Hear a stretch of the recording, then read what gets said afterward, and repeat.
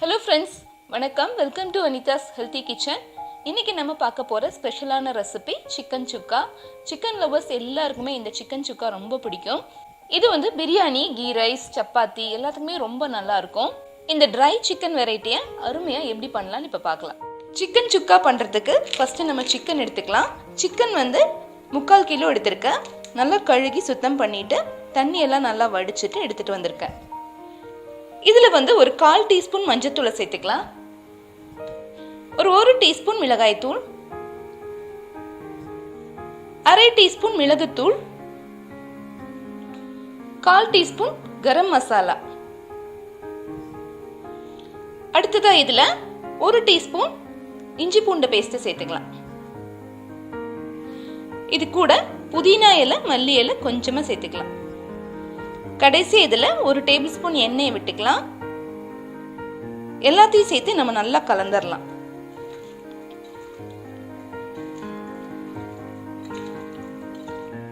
இதெல்லாம் சேர்த்து நல்லா கலந்ததுக்கு அப்புறமா இதில் ஒரே ஒரு பெரிய வெங்காயத்தை இந்த மாதிரி நல்லா ஃப்ரை பண்ணிட்டு சேர்த்துக்கலாம்.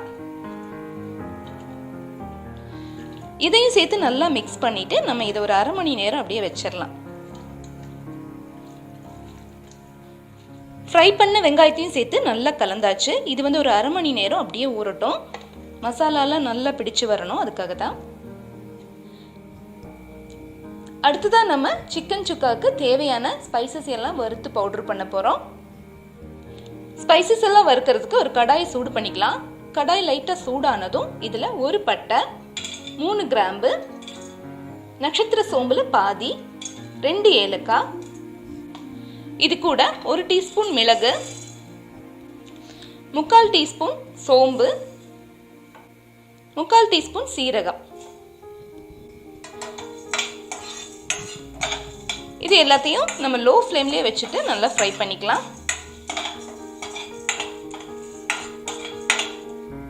ஸ்பைசஸ் எல்லாம் ஓரளவுக்கு நல்லா வறுபட்டதும் நம்ம எடுத்து வச்சிடலாம். இது வந்து ஓரளவுக்கு சூடு ஆறுனதுக்கு அப்புறமா நம்ம மிக்சியில் போட்டு நல்லா பவுடர் பண்ணிடலாம். ஸ்பைசஸ் எல்லாம் நல்லா பவுடர் பண்ணியாச்சு.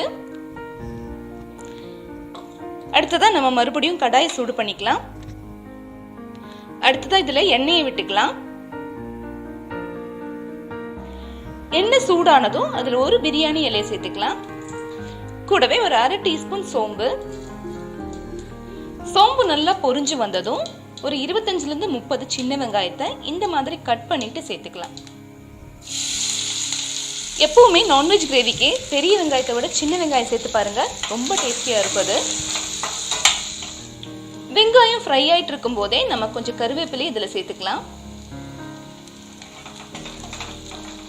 நம்ம சேர்த்து வெங்காயம் இந்த அளவுக்கு நல்லா வதங்கி வந்ததுக்கு அப்புறமா இதில் 1/2 டேபிள் ஸ்பூன் மல்லித்தூளை சேர்த்துக்கலாம். கூடவே நம்ம ஏற்கனவே பவுடர் பண்ணி வச்ச ஸ்பைசஸையும் சேர்த்துக்கலாம்.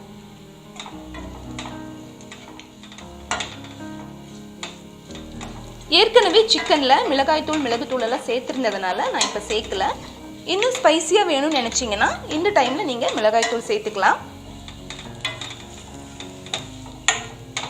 நம்ம சேர்த்த மல்லித்தூள் நல்லா வதங்கி வந்ததுக்கு அப்புறமா தான் நம்ம தக்காளி சேர்க்கணும். ஒரே ஒரு தக்காளியை இந்த மாதிரி கட் பண்ணிட்டு சேர்த்துக்கலாம். தக்காளி இந்த அளவுக்கு நல்லா வதங்கி வந்ததும் நம்ம ஏற்கனவே எடுத்து வச்ச சிக்கனை இதோட சேர்த்துக்கலாம்.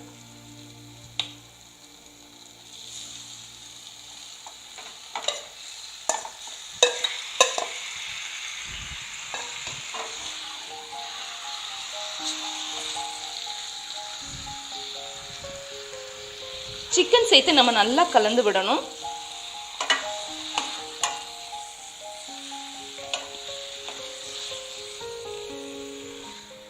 சிக்கனை நம்ம இந்த மாதிரி அப்பப்போ கலந்து விட்டுட்டே இருக்கணும். ஒரு 5 நிமிஷத்துக்கு அப்புறம் பார்த்தீங்கன்னா சிக்கன்லேருந்து இந்த மாதிரி தண்ணி விட்டுருக்கும். இந்த டைமில் நம்ம உப்பை சேர்த்துக்கலாம்.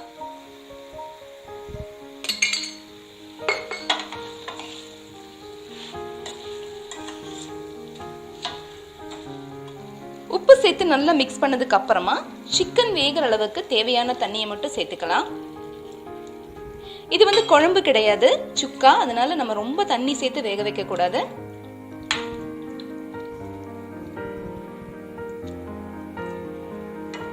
சிக்கன் வந்து நல்லா குக் ஆகட்டும், அது வரைக்கும் இதை மூடி வச்சு வேக வைக்கலாம்.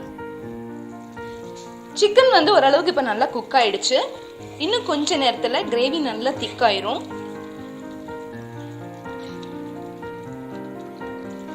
மிதமான சூட்லேயே வச்சுட்டு அப்பப்போ இந்த மாதிரி கலந்து விட்டுட்டே இருக்கணும். கிரேவி வந்து இன்னும் கொஞ்சம் நல்லா திக்காயிருக்கு. இந்த டைமில் நம்ம ஒரு 1/2 டீஸ்பூன் மிளகுத்தூளை சேர்த்துக்கலாம்.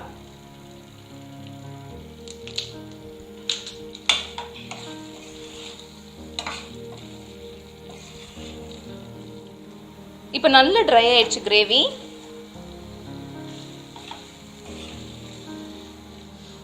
இந்த அளவுக்கு ட்ரை ஆகிற வரைக்கும் நம்ம அப்பப்போ கலந்து விட்டுட்டே இருக்கணும். இப்போ கடைசியா இதுல கொஞ்சமா மல்லி இலைய சேர்த்துக்கலாம்.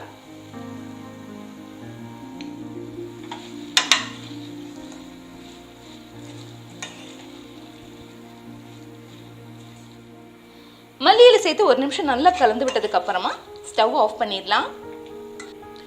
அருமையான சிக்கன் சுக்கா ரெடி ஆயிடுச்சு. இது ஆப்பம், சப்பாத்தி, பரோட்டா, சாதம் எல்லாத்துக்குமே ரொம்ப நல்லா இருக்கும். கண்டிப்பா நீங்க வீட்டில் ட்ரை பண்ணி பாருங்க. ட்ரை பண்ணிட்டு உங்க ஃபீட்பேக் அனுப்புங்க.